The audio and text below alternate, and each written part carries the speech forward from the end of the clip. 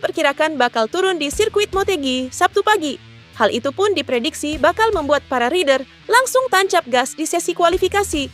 Seperti biasa, sejumlah rider harus lebih dulu tampil di sesi kualifikasi, satu demi memperebutkan 2 tempat teratas agar bisa lolos ke kualifikasi 2, sehingga dapat mengejar peluang meraih pole position.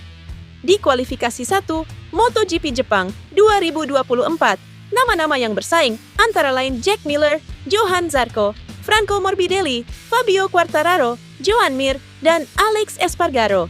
Baru beberapa menit sesi ini berjalan, tanda-tanda hujan kian nyata. Kibaran bendera menginformasikan kondisi tersebut kepada para rider. Franco Morbidelli melesat dengan 1 menit 43,746 detik saat sesi menyisakan 2 menit lagi. Pada akhirnya, ia berhasil lanjut ke kualifikasi 2, ditemani Fabio Quartararo yang menempati posisi kedua di kualifikasi 1. Masuk ke kualifikasi 2, intensitas hujan ke lintasan terindikasi kian bertambah di awal-awal sesi. Ini tampaknya yang ikut bikin Marc Marquez langsung tancap gas dan melewati Bagnaia. Masuk 5 menit terakhir, Pedro Acosta sementara paling depan dengan 1 menit 43,758 detik. Francesco Bagnaia kemudian merangsek ke posisi kedua dengan 1 menit 43,796 detik usai aksi tancap gasnya. Bagnaia menajamkan waktu jadi 1 menit 43,264 detik untuk merebut posisi teratas. Tapi Marc Marquez lalu menghasilkan torehan waktu 1 menit 42,868 detik dan menjadi rekor di Motegi. Drama belum berakhir menjelang akhir sesi kualifikasi di Motegi. Ada Jorge Martin yang jatuh dan tidak bisa melanjutkan kualifikasi 2 MotoGP Jepang 2024 ini. Dan ada drama lagi, catatan waktu Marc Marquez tiba-tiba raib. MM9 terindikasi melampaui track limit di turn 4 sehingga batal merebut pole. Ini membuat pole position kini disabet Pedro Acosta.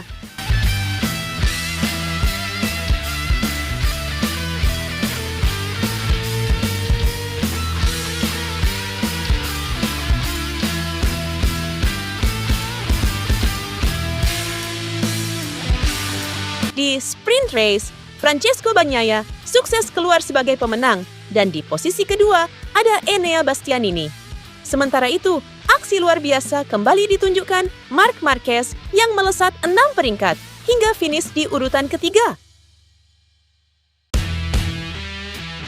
Jorge Martin dan Francesco Bagnaia bersaing ketat di 2 posisi teratas menuju gelar juara dunia MotoGP.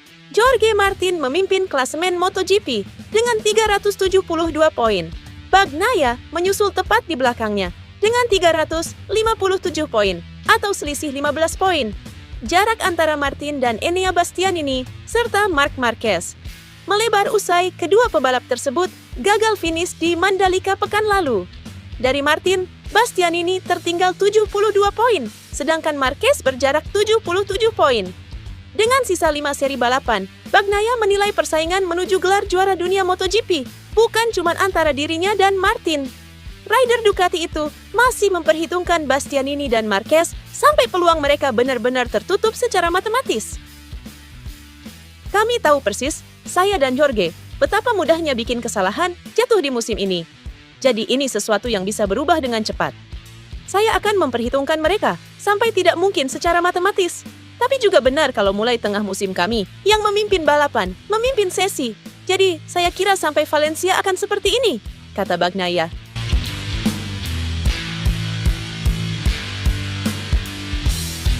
Sebanyak 3 direktur teknis MotoGP resmi akan pindah kerja di musim depan. Perubahan besar ini merupakan efek domino dari keputusan Honda Racing Corporation yang memindahkan Ken Kawauchi ke tim tes mereka mulai 2025. Kawauchi direkrut oleh HRC pada 2023 untuk mengatasi kendala RC213V yang performanya terus menurun. Sayang, solusi tak kunjung ditemukan. HRC pun memutuskan memindahkan Kawauchi ke tim tes pada 2025 agar fokus bekerja dengan para test rider, yakni Alex Espargaro, Stefan Bradl, dan Takaki Nakagami. Keputusan memindahkan Kawauchi ke tim tes membuat HRC harus mencari direktur teknis baru. Fabiano Sterlachini, yang merupakan ex-direktur teknis Ducati Corse dan KTM Factory Racing, sempat dikabarkan bakal merapat ke pabrikan sayap tunggal. Nyatanya, HRC justru lebih memilih menggait Romano Albesiano, yang selama 11 tahun terakhir menjabat sebagai direktur teknis Aprilia Racing dan bekerja dengan Espargaro selama 8 tahun terakhir. Uniknya, posisi Albesiano di Aprilia akan diambil alih oleh Sterlachini. Sterlachini tadinya merupakan direktur teknis Ducati Corse dan tangan kanan General Manager Ducati Corse, Gigi D'Aligna. Namun pada pertengahan 2022, ia memilih pergi dari Ducati demi pindah ke KTM. Namun pada pertengahan musim ini, KTM mengumumkan hengkangnya Sterlachini. Menyambut MotoGP Jepang 2024, Takaaki Nakagami mengakui sedih bahwa balapan kali ini jadi balapan kandang terakhirnya. Musim depan posisinya akan digantikan Somkiat Chamtra. Nakagami akan mengakhiri karir balapnya di MotoGP pada akhir musim 2024 untuk memulai peran baru dalam pengembangan di Honda. Meskipun ia akan tetap ambil bagian dalam beberapa balapan wildcard. Ini akan menjadi emosi yang menyedihkan. Ini adalah GP kandang terakhir saya sebagai pembalap penuh waktu. Namun, saat ini, saya merasa itu tidak mengubah apapun dari masa lalu, dan saya merasakan hal yang sama, ujarnya dilansir dari Crash. Sejak memulai karirnya, Nakagami telah mengikuti 12 Grand Prix Jepang, dengan hasil terbaiknya adalah posisi keempat dalam balapan Moto2 pada tahun 2016. Pada balapan kali ini, Nakagami akan menggunakan motor dengan paket aerodinamis baru yang digunakan di MotoGP Indonesia.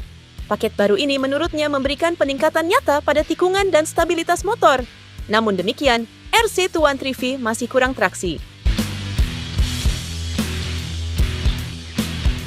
Pedro Acosta menilai tidak ada orang yang lebih siap untuk membawa KTM meraih gelar juara dunia MotoGP selain Aki Ajo.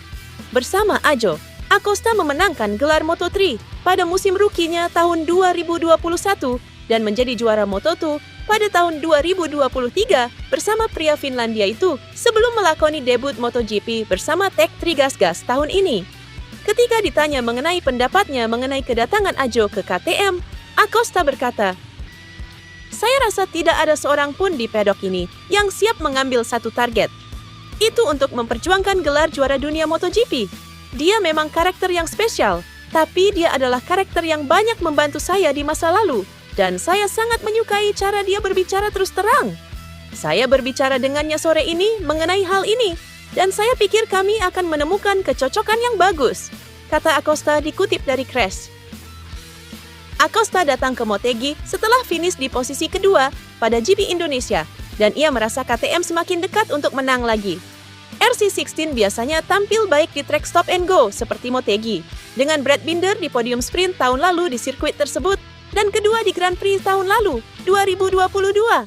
Dan dengan kemajuan terkini yang dicapai KTM dengan motornya, Acosta percaya diri untuk semakin dekat dengan kemenangan dibandingkan saat ia berada di Indonesia.